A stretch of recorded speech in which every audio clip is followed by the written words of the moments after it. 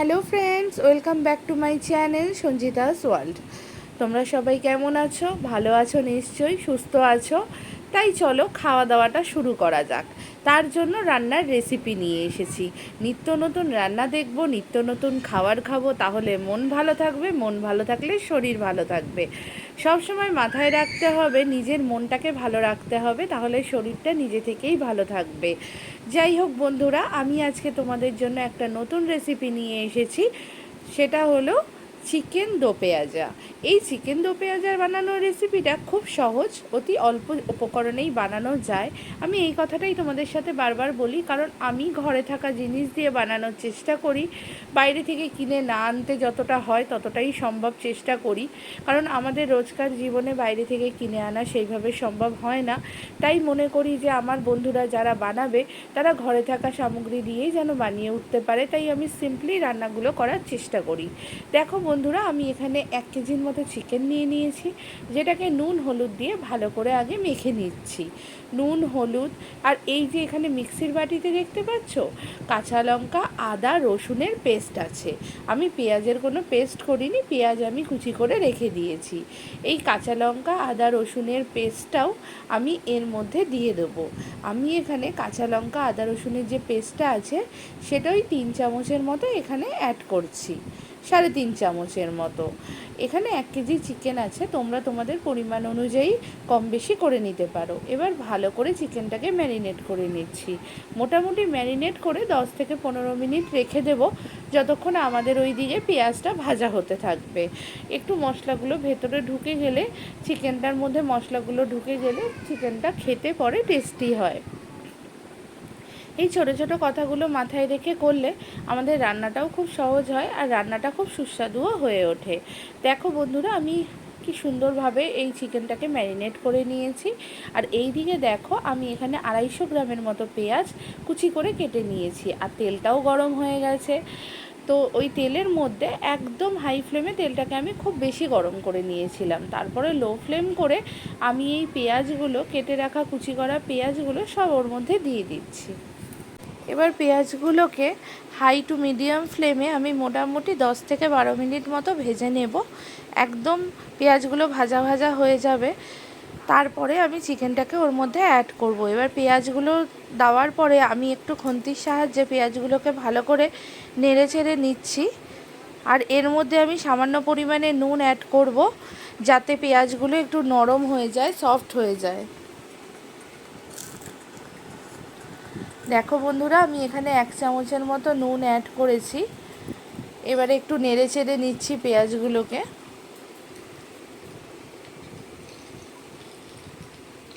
এইভাবে করে নেড়ে চেড়ে 10 থেকে 15 মিনিট আমি ভেজে নিয়েছি। দেখো কতটা ব্রাউন কালার হয়ে গেছে। এই পর্যায়ে গিয়ে এবার আমরা চিকেনগুলো ধীরে ধীরে এর মধ্যে অ্যাড করব। এরকম ব্রাউন যখন হয়ে যাবে পেঁয়াজটা, তখন তোমরা একটু নেড়ে চেড়ে নেবে, তারপরে চিকেনগুলো ধীরে ধীরে অ্যাড করে দেবো।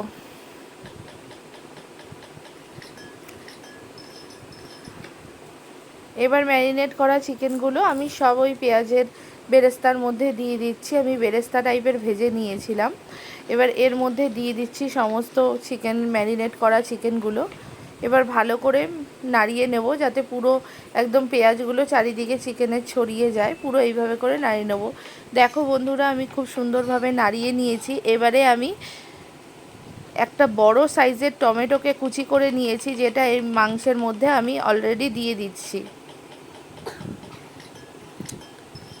চিকেনটার মধ্যে আমি টমেটো কুচিটা দিয়ে দিয়েছি। এবার আমি এর মধ্যে কিছু গুঁড়ো মশলা অ্যাড করব। সামান্য পরিমাণে রেড চিলি পাউডার দিলাম, কারণ আমি আদা রসুনের পেস্ট করার সময় কাঁচা লঙ্কাও দিয়ে পেস্ট করেছিলাম। ঝাল যে যার স্বাদ অনুযায়ী দিতে, কমাতে বা বাড়াতে পারবে। এখানে সামান্য পরিমাণে হলুদ দিলাম, কারণ আমি চিকেন ম্যারিনেট করার সময় হলুদ ব্যবহার করেছিলাম। এবারে আমি সামান্য করিয়েন্ডার পাউডার বা ধনে গুঁড়ো এর মধ্যে অ্যাড করছি। আর 1.5 চামচের মতো, 1 চামচের মতো করিয়েন্ডার পাউডার দিয়েছি। এবার 1.5 চামচের মতো আমি এর মধ্যে জিরের গুঁড়ো অ্যাড করছি। এবার সামান্য জল দিয়ে দিচ্ছি, যাতে মশলাগুলো না পুড়ে যায়। এবার সুন্দর কালার আসার জন্য আমি একটু কাশ্মীরি রেড চিলি পাউডার ব্যবহার করছি।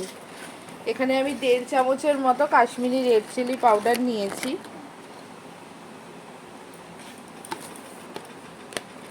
এবার সমস্ত মশলার মিশ্রণটাকে আমি ভালো করে কষিয়ে নেব। তার জন্য একটা খুন্তির সাহায্যে ভালো করে মাংসটাকে নেড়ে চেড়ে নিচ্ছি।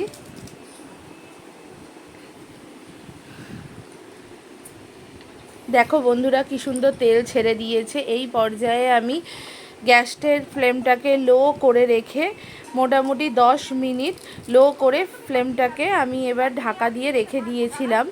কি সুন্দর দেখো, গ্যাসের ফ্লেমটাকে এবারে একটু বাড়িয়ে দেবে। এবার বাড়িয়ে দিয়ে দেখো কি সুন্দর তেলটা বেরিয়ে এসেছে, দেখতে কতটা সুন্দর লাগছে দেখো।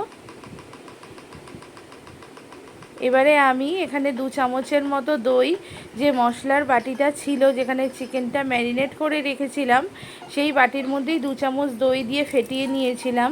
এবার ওতে সামান্য পরিমাণে জল দিয়ে আমি ওই চিকেনের মধ্যে দিয়ে দিচ্ছি। এবার ভালো করে নেড়ে চেড়ে নেব। আমরা আর জল এখানে ব্যবহার করব না, এই জলেই চিকেনটা হবে। চিকেনটা পুরো কষা কষা ড্রাই হবে, তাই বাইরের আর কোনো জল ব্যবহৃত হবে না। আমি গ্যাসটাকে চেঞ্জ করে ওই গ্যাসে কড়াইটাকে বসিয়ে দিচ্ছি। তার কারণ হচ্ছে এই গ্যাসে আমি একটা ফ্রাইং প্যান বসাবো।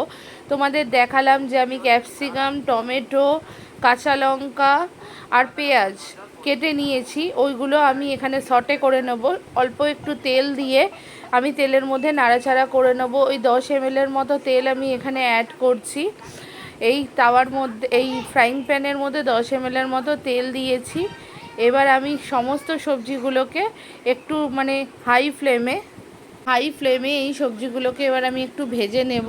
লক্ষ্য রাখতে হবে যে যাতে সবজিগুলো সেদ্ধ না হয়ে যায়। এই সবজিগুলোর যে ক্রাঞ্চ ভাবটা, সেটা যখন খাওয়ার সময় মুখে পড়বে তখনই খুব বেশি ভালো লাগবে। তাই একদম হাই ফ্লেমে 5 মিনিটের মতো সবজিগুলোকে সটে করে নিতে হবে। ওই গ্যাসের মধ্যে আমার চিকেনটা অলরেডি বয়েলড হচ্ছে, আর এই দিকে আমি সবজিগুলোকে সটে করে নিচ্ছি। হাই ফ্লেমে সবসময় রাখতে হবে গ্যাসটাকে। আর এইভাবে করে তোমরা যদি পারো তাহলে এইভাবে করে তোমরা টস করে নেবে।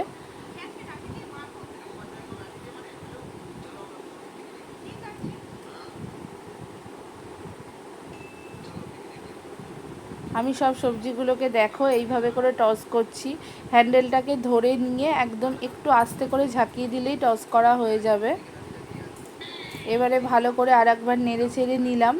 আর এই দিকে আমি ধনেপাতা নিয়েছি, ধনেপাতাটা কুচি করে নেব।